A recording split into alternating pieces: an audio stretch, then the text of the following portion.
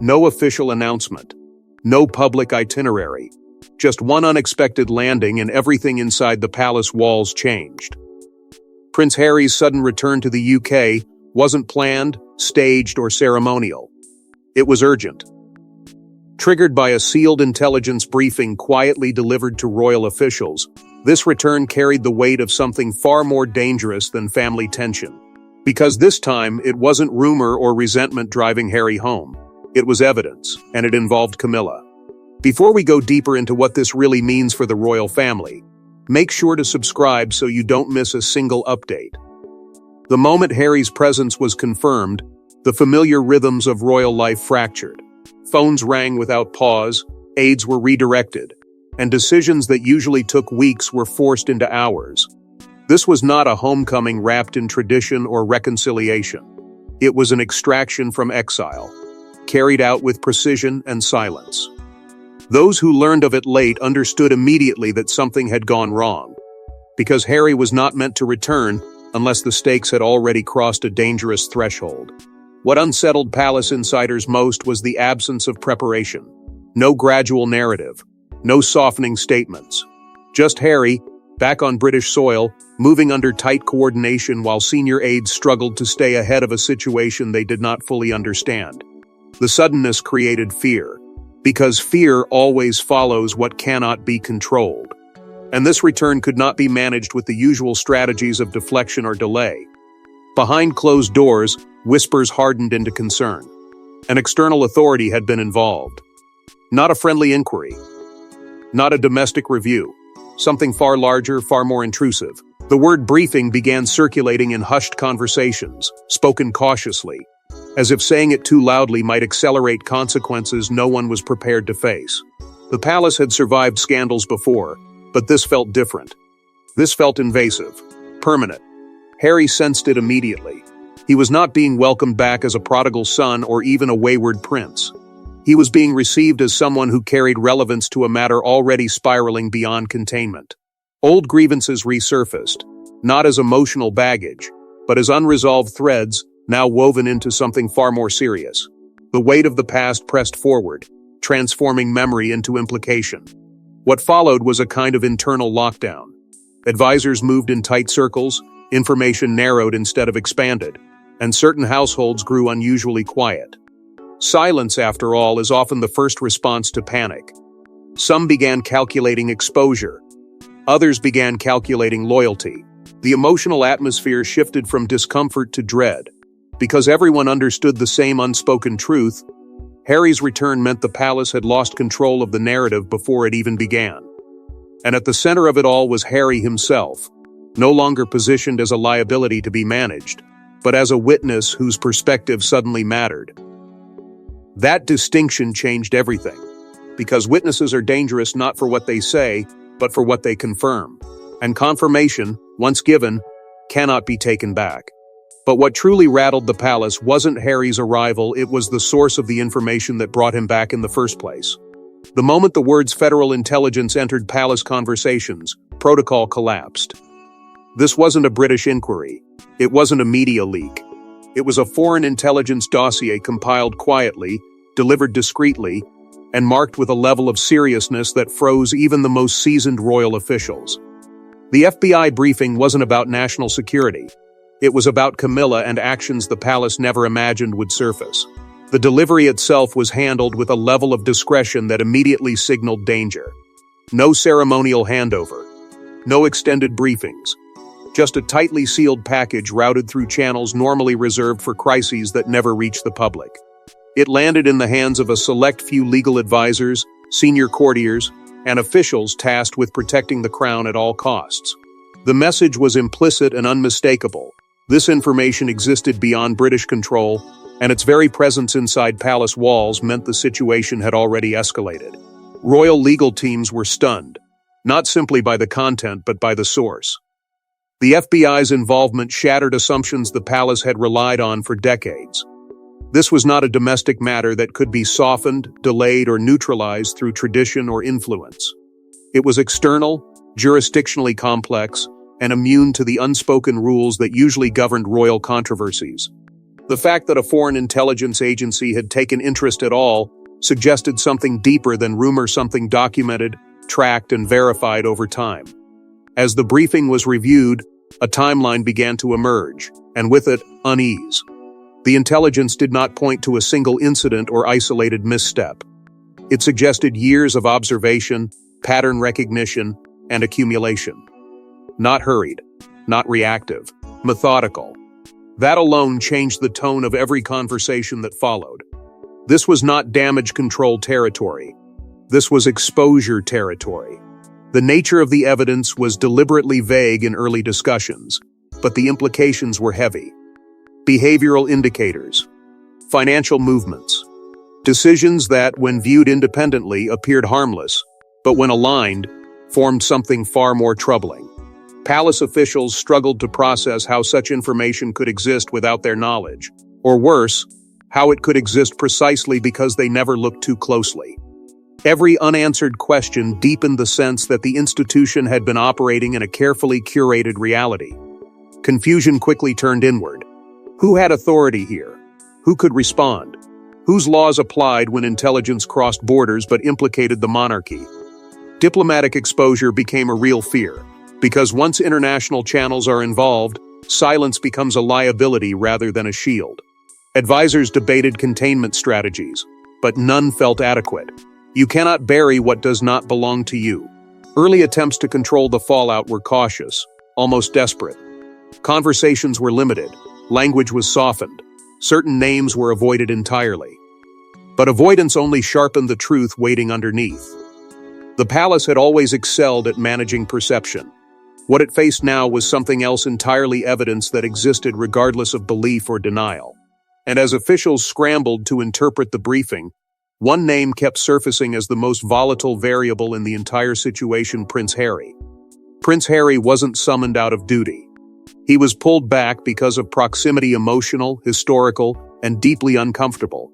The FBI's evidence intersected with moments from Harry's own past, conversations long dismissed, instincts he was once told were paranoia. Suddenly, those memories carried weight, and the palace needed Harry not just as family but as confirmation that what they were reading was real. For years, Harry's concerns had been quietly filed away as emotional reactions, personal grievances, or the lingering aftershocks of loss. He had spoken before carefully, sometimes angrily, about patterns that made him uneasy, about moments that never quite added up. Those words were inconvenient then. Now they were unsettling. As the briefing unfolded, fragments of his past began aligning with the present in ways that left him shaken. Because the things he once questioned were now echoed in cold, external language he could not dismiss. Being reinserted into the royal machinery felt suffocating. The corridors carried memories he had tried to leave behind, and every conversation seemed layered with expectation.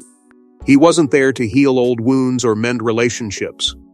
He was there because his lived experience had suddenly become relevant evidence.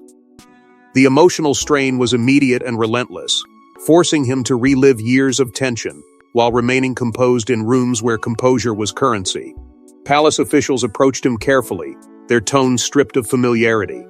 They weren't seeking reconciliation, and they certainly weren't asking for forgiveness. They wanted insight, context, confirmation. They wanted to know if what they were reading matched what Harry had felt but never been able to prove. That shift altered the balance of power in subtle but profound ways. Harry was no longer the problem voice at the edge of the institution. He was a reference point. The burden of being both insider and outsider pressed heavily on him. He understood the palace's instinct to protect itself, to close ranks and minimize damage. But he also understood what it felt like to be dismissed, to watch truth softened until it disappeared. That duality created a constant internal friction, one part of him resisting involvement, the other recognizing that walking away again might cost more than staying. Unresolved trauma resurfaced, especially where Camilla was concerned. Old dynamics he had tried to compartmentalize came back into focus, now stripped of ambiguity. The evidence didn't tell him how to feel, but it validated feelings he had spent years questioning. That validation was both grounding and destabilizing, because it forced him to confront the possibility that his silence had allowed things to persist unchecked. Harry's internal conflict deepened with every page he absorbed. Silence had once been a survival strategy. Truth now felt like an obligation. But truth carries consequences, and Harry knew better than anyone how unforgiving those consequences could be. He was caught between protecting what remained of his family and honoring what he knew to be right. Each option demanded sacrifice. But the deeper Harry went into the briefing, the clearer it became this wasn't just about him. It was about the future of the monarchy itself. For years, Camilla's position was portrayed as unshakable, politically insulated, publicly normalized, and institutionally protected. But the FBI evidence painted a far more complex picture. Not scandal for spectacle's sake, but patterns. Decisions. Influence. Quiet leverage that allegedly reached far beyond palace corridors. As pages were turned and sections highlighted, one truth became impossible to ignore. Camilla was no longer shielded. What unsettled officials first was the consistency. The dossier did not hinge on a single explosive accusation. Instead, it traced behavioral patterns that repeated with quiet precision, choices made behind the scenes, relationships cultivated carefully, outcomes that seemed coincidental until they were stacked together. Individually, each moment could be dismissed. Together, they suggested intent, the kind of intent that does not announce itself but shapes direction over time. That realization shifted the tone from skepticism to confrontation. Financial questions followed, and with them discomfort. Not blatant misconduct, but movements that raised eyebrows, alignments that blurred boundaries, influence that appeared to flow through intermediaries rather than direct commands. Palace officials found themselves rereading sections, not because they didn't understand them, but because they did. The implications were subtle yet heavy, forcing a reassessment of decisions once considered routine. Influence, after all, is most powerful when it never looks like force. Past controversies were dragged back into the light, reframed through this new lens. Incidents that once felt messy but survivable now appeared differently, less accidental, more strategic. Old defenses weakened. Familiar explanations sounded rehearsed. The narrative Camilla had lived within for years began to fray, not because of public outrage, but because internal confidence was eroding. Doubt, once introduced, spread faster than scandal. Inside the palace, division hardened. Some officials insisted the evidence was circumstantial, warning against overreaction that could destabilize the monarchy. Others saw the writing on the wall, arguing that denial would only deepen exposure if external investigations advanced. The split wasn't ideological, it was existential. Protect the individual, or protect the institution. The fact that the question even existed marked a turning point. Fear of escalation grew with every discussion. The involvement of an external intelligence agency meant this was not contained within royal walls. There were worries about follow-up inquiries, about allied agencies taking interest, about threads being pulled that no one could predict. The palace had always managed its own storms. This one arrived from outside, immune to ceremony and tradition. As pressure mounted, Camilla's inner circle began to contract. Advisors grew more selective. Communication tightened. Familiar faces appeared less frequently, replaced by a smaller, more controlled group. It was a defensive instinct, but one that did not go unnoticed. Retrenchment often signals vulnerability, and vulnerability invites scrutiny. The sense that Camilla was bracing, not advancing, shifted perceptions further. Through it all, silence became louder than any statement. No denial carried weight. No reassurance felt complete. The shield that once seemed permanent now showed cracks, not because it had shattered, but because it could no longer guarantee protection. And that realization echoed through the palace, heavy and unresolved.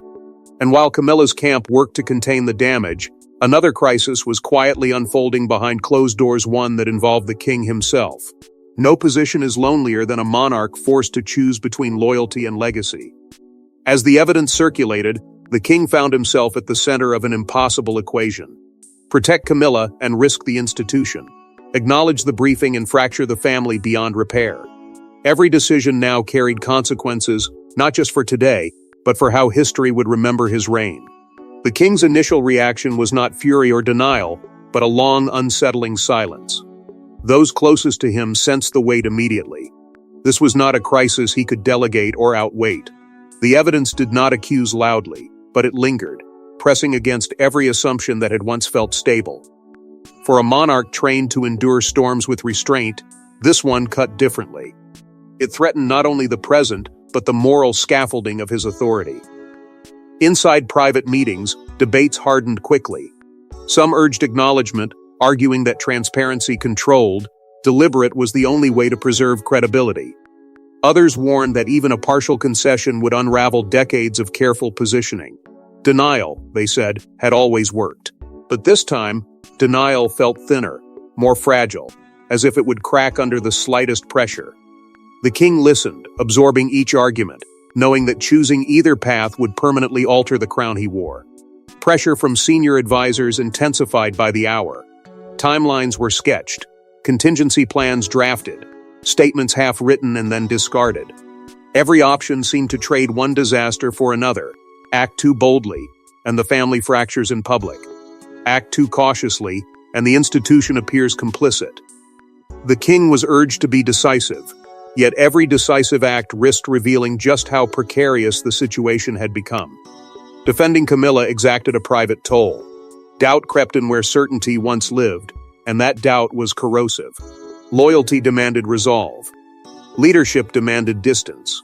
Reconciling the two became emotionally exhausting, forcing the king to confront not only the evidence, but his own past decisions. Each defense felt heavier than the last, weighed down by the awareness that belief alone could no longer guarantee protection. Harry's presence sharpened the dilemma. His proximity was a reminder of fractures that never fully healed, of truths long resisted. The king could feel history pressing in from both sides, fatherhood on one end, monarchy on the other. Conversations with Harry carried an unspoken tension, a recognition that whatever choice was made would echo through generations. Silence between them spoke louder than argument. Above all, there was fear, quiet, disciplined, but persistent. Fear that royal credibility, once chipped, could never be restored. Fear that the crown's greatest strength, its endurance, might be compromised by the very instinct to protect. The king understood that history would not judge intentions, only outcomes. And outcomes were slipping beyond certainty. Yet even as the king deliberated, leaks began forming not to the press, but to the one place the palace feared most. The palace has survived scandals before, but never one it didn't control. This time was different. The FBI evidence existed outside royal jurisdiction, beyond influence, beyond silence. Advisors warned that if mishandled, the situation could explode internationally. And once that threshold was crossed, there would be no walking it back, no matter how powerful the crown. Fear spread quickly, not loud or theatrical, but precise and contagious. The kind of fear that tightens conversations and shortens tempers. International scrutiny was no longer hypothetical. It was imminent. Diplomatic fallout hovered in every discussion, because intelligence does not respect borders once it is acknowledged.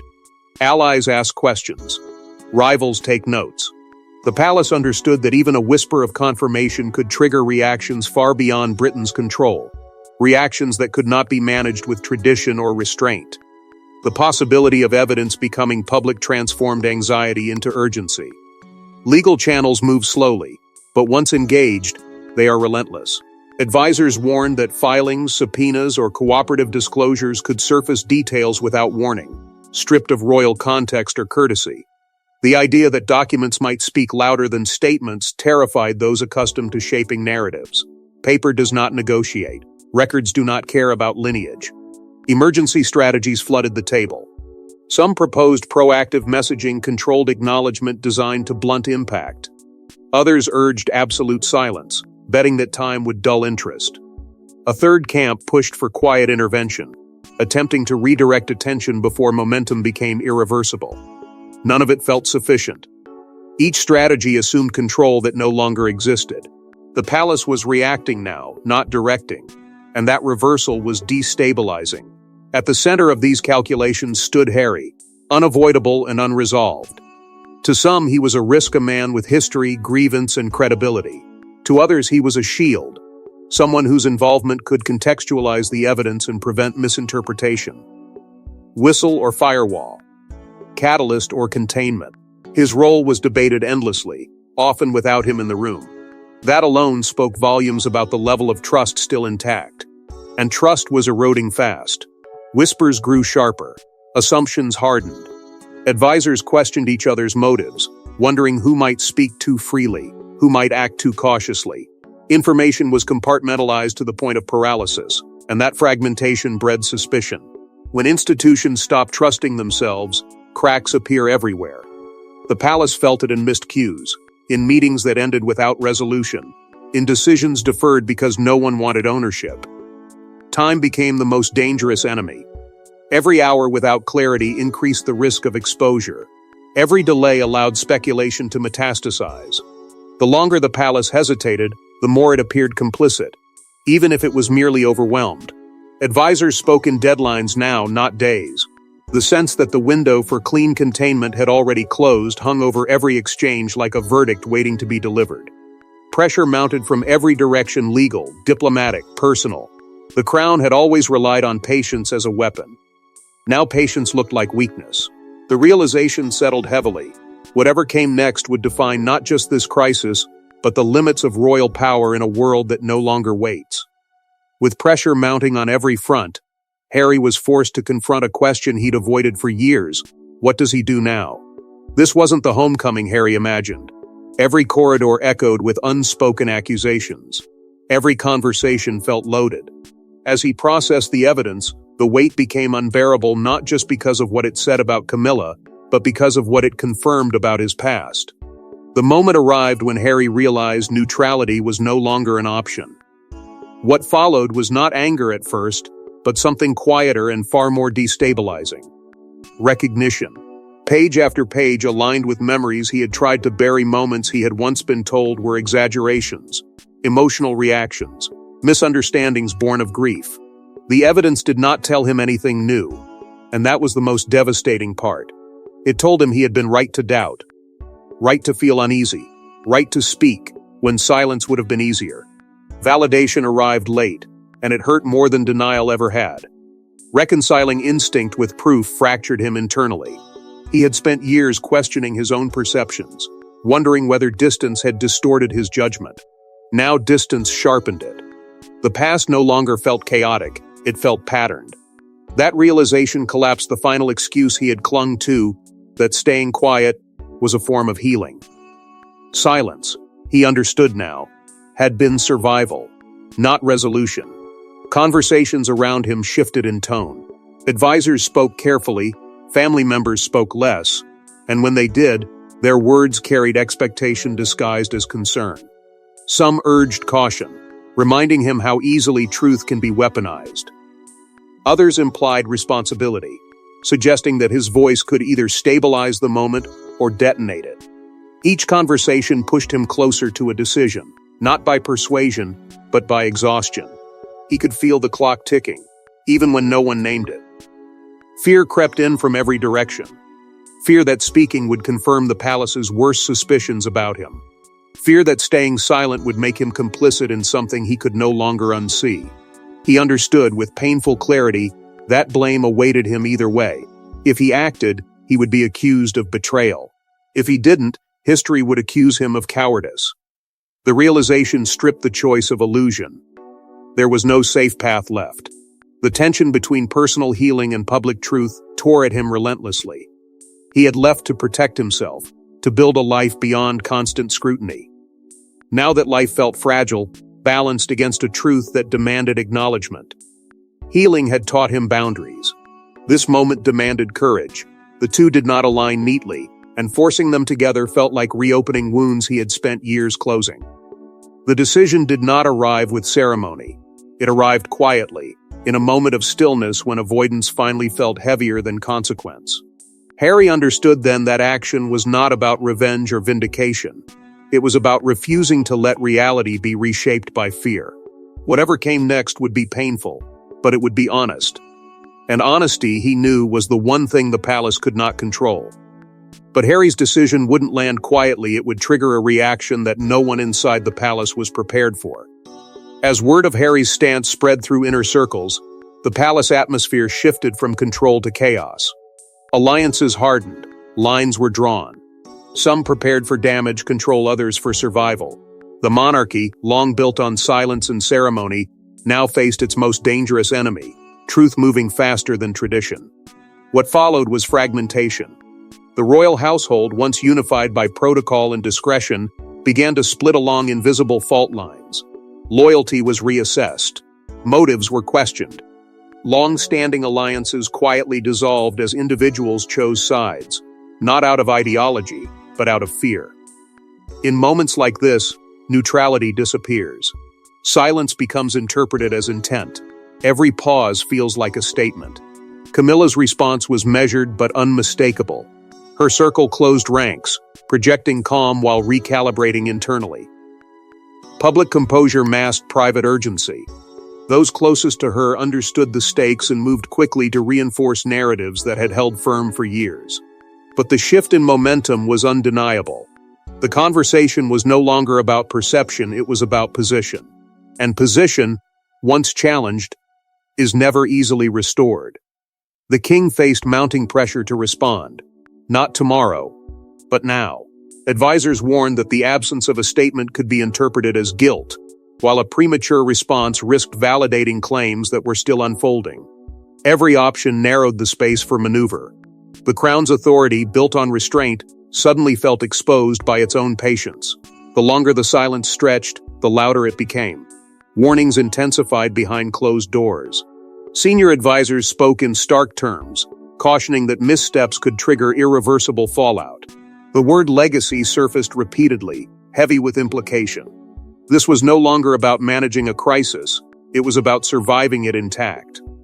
The palace could absorb scandal, but not fracture. And fracture was now a real possibility. Despite efforts to contain information, speculation accelerated. It didn't need confirmation to grow. It fed on uncertainty, on the visible tension, on the rare sight of a monarchy struggling to maintain cohesion. Secrecy, once a shield, now acted as fuel. The sense that something monumental was approaching became impossible to ignore, even without a single official word. Inside the palace, the inevitability settled in. A public reckoning was no longer a distant threat, it was an approaching certainty. Too many variables were in motion.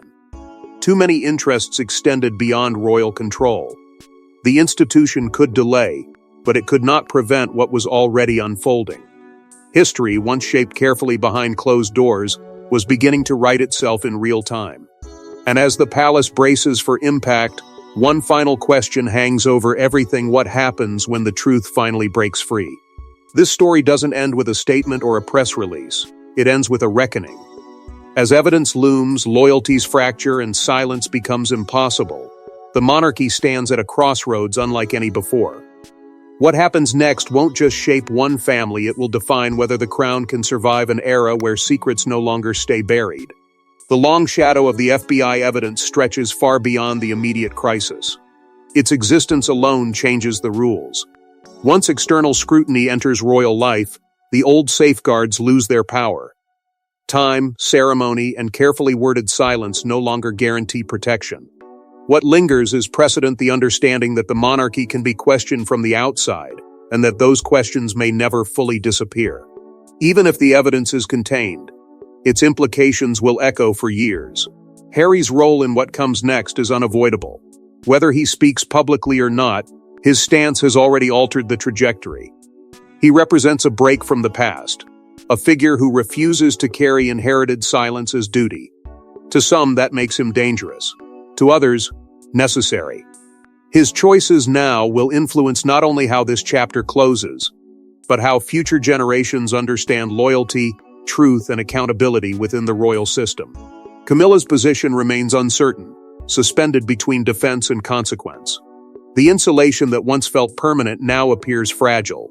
Even without formal outcomes, perception has shifted, and perception is a currency the monarchy depends on. Once doubt settles in, restoration becomes far harder than preservation ever was. Her future, once secure, now exists in conditional terms. For the king, legacy hangs in delicate balance. This moment will define him more than any speech or ceremony. History will not remember the pressures he faced behind closed doors, only the choices he made when the institution demanded clarity.